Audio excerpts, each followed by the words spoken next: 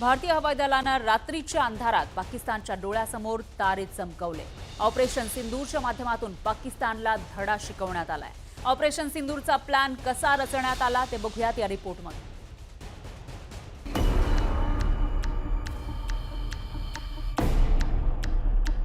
6 मे रोजी रात्री उशिरा ऑपरेशन सिंदूरला ग्रीन सिग्नल मिळाला आणि 7 मे रोजी रात्री 12:37 हल्ल्याची वेळ निश्चित करण्यात आली। 1:05 भारताची लढाऊ विमानं पाकिस्तानच्या दिशेने झेपावली। पाकिस्तानच्या 100 किलोमीटर आतमध्ये घुसत अवघ्या 25 मिनिटात 9 टार्गेटवरती अचूक निशाणा साधण्यात आला।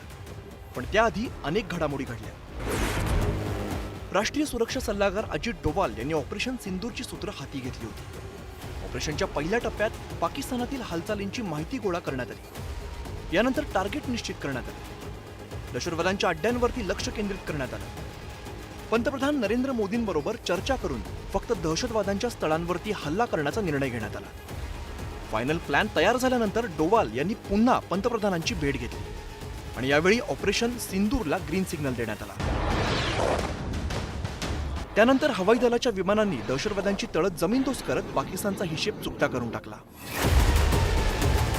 पाकिस्तानच्या जन्मापासूनच भारताची डोकेदुखी सुरू झाली। पाकिस्तान सातत्याने दहशतवाद्यांना पाठिंबा देतोय, मात्र पाकिस्तानच्या दहशतवादी कृत्यांना जशास तसं उत्तर दिलं जात नव्हतं। मात्र उरी, पुलवामा आणि आता पहलगाम हल्ल्यानंतर भारताने पाकिस्तानात घुसून जोरदार उत्तर दिलंय आणि विशेष म्हणजे आंतरराष्ट्रीय पातळीवर भारताने दिलेल्या प्रत्युत्तराला पाठिंबा मिळताना दिसतोय। मोठ्या प्रमाणात ग्लोबल कम्युनिटी आपल्या बाजूने उभी आहे। प्रधानमंत्री असतील, परराष्ट्र मंत्री असतील, गृहमंत्री असतील किंवा रक्षा मंत्री असतील, यांनी विविध देशांशी चर्चा करून कशा प्रकारे पाकिस्तानने हा हल्ला केलेला आहे हे त्यांना पटवून दिलं। त्यामुळे संपूर्ण जग आज भारतासोबत उभा आहे। पाकिस्तानची आगळीक आणि हल्ले सहन केले जाणार नाही, हा मोठा संदेश भारताने दिलाय। भारताकडे वाकडी नजर करून पाहिल्यास त्यांना धडा शिकवण्यासाठीचा प्लॅन ही पंतप्रधान नरेंद्र मोदी आणि राष्ट्रीय सुरक्षा सल्लागार अजित डोवाल यांच्याकडे रेडी आहे। त्यामुळे पाकिस्तानचा अवसान कळून पडलाय। संतोष गोरे, न्यूज 18 लोकमत, मुंबई।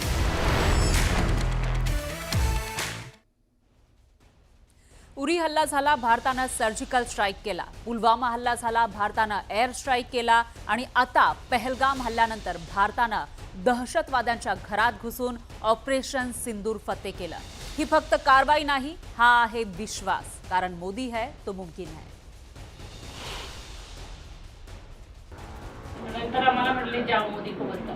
सगळ्यांना हे वाक्य त्यांनी सांगितलं, ज्यांना ज्यांना मारलं ना त्यांना सगळ्यांना सांगितलं। उसने हमें नहीं मारा, उसने बोला मोदी को बोलो। उसने बोला नहीं मोदी को बोलो, कहकर चला गया वहां से। 22 एप्रिलला झालेल्या पहलगाम दहशतवादी हल्ल्यात 26 जणांचा मृत्यू झाला। कुटुंबासमोर अतिशय निर्दयीपणे डोक्यात गोळ्या झाडत त्यांना मारण्यात आलं। घरचा करता पुरुष असा धारातीर्थी पडलेला असताना कुटुंबातील महिलांना दहशतवाद्याने दिलेला हा संदेश। नंतर आम्हाला म्हटले जाओ मोदी को बोलता। सगळ्यांना हे वाक्य त्यांनी सांगितलं, ज्यांना ज्यांना मारलं ना त्यांना सगळ्यांना सांगितलं। पहलगामच्या दहशतवादी हल्ल्यात आपलं सर्वस्व गमावलेल्या महिलांनी दहशतवाद्यांचा हा संदेश मोदींपर्यंत पोहोचवला आणि त्याचं जोरदार उत्तर मिळालं। तसा इशारा मोदींनी दिला होता। और इस हमले की साजिश रचने वालों को उनकी कल्पना से भी बड़ी सजा मिलेगी। पहलगाम हल्ल्याच्या 15 दिवसानंतर मोदींनी ऑपरेशन सिंदूर राबवत दहशतवाद्यांना सडेतोड उत्तर दिलं।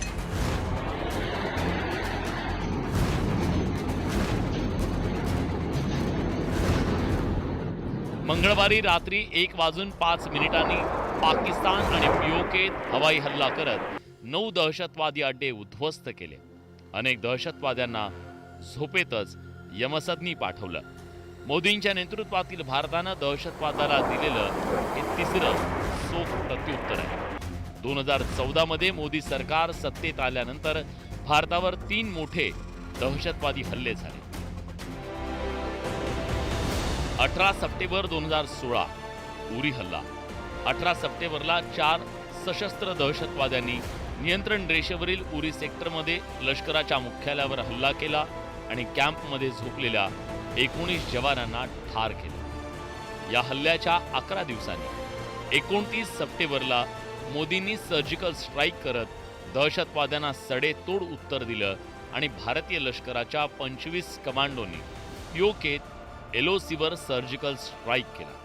दहशतवाद्यांचे 6 लॉन्च पॅड आणि सुमारे 40 दहशतवाद्यांचा खात्मा केला. त्यानंतर 2019 मध्ये 14 फेब्रुवारीला जम्मू काश्मीर राष्ट्रीय महामार्गावर सीआरपीएफ जवानांच्या ताफ्यावर आत्मघाती हल्ला करण्यात आला. या 40 जवान शहीद झाले.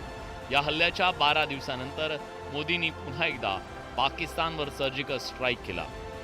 26 फेब्रुवारी 2019ला हवाई दलाच्या 12 मिराज जेट विमानांनी नियंत्रण रेषा ओलांडून बालाकोटमधील जैश ए मोहम्मदच्या दहशतवादी तळांवर हल्ला केला आणि 300 दहशतवाद्यांना कंठस्नान घालण्यात आलं. आणि आता 22 एप्रिलला झालेल्या पहलगाम दहशतवादी हल्ल्याच्या 15 दिवसांनी ऑपरेशन सिंदूर राबवलं आणि पुन्हा एकदा पाकिस्तानला हादरवून सोडलं. ऑपरेशन सिंदूर अंतर्गत अवघ्या 25 मिनिटात दहशतवाद्यांच्या 9 तळांवर ताबडतोब 21 हल्ले करण्यात आले. आपण पूर्वीही पाहिलं होतं जेव्हा इस्रायलनी गाझा स्ट्रिपवरती हमला केला होता किंवा हमासला संपवायचा प्रयत्न केला होता, जवळजवळ 20 दिवस घेतले होते. अमेरिकेने 9/11 नंतर 1 महिना लावला होता. भारताने तर तरी फक्त 15 दिवसच घेतले आणि पूर्ण जय्यत तयारी करून हे हमला केला आहे. पण हे हिट करणं खूप जरुरी होतं, कारण जे कारवाई पाकिस्तानने केली होती 22 एप्रिलला आपल्यावरती, त्याच्यानंतर काहीतरी मोठं उत्तर देणं जरुरी होतं. पहलगाममधील दहशतवादी हल्ल्यानंतर संपूर्ण देश मोदी सरकारकडे दहशतवाद्यांविरोधात कठोर कारवाई करण्याची मागणी करत होता. भारतीय सैन्यानं दहशतवाद्यांना मारून निष्पाप लोकांच्या मृत्यूचा सूड घ्यावा अशी सगळ्यांची भावना होती. आणि भारत गप्प बसणार नाही, घरात घुसून मारू हे मोदींचे शब्द खरे ठरले. ऑपरेशन सिंदूरमध्ये भारतीय लष्करानं घरात घुसून दहशतवाद्यांचा खात्मा केला. घरात घुसून मारू हे शब्द आता भारताचं धोरण बनलंय. केवळ निषेध नाही किंवा शाब्दिक संताप नाही, तर थेट कृती. कारण मोदी है तो मुमकिन है. मोदींच्या नेतृत्वातील भारत आता हल्ला सहन करणार नाही. हल्ला झाला तर ताबडतोब जशास तसं उत्तर, सीमेवर नाही तर घरात घुसून देणार. ये मोदी है, ये नया भारत है. ये नया भारत घर में घुसकर मारता है.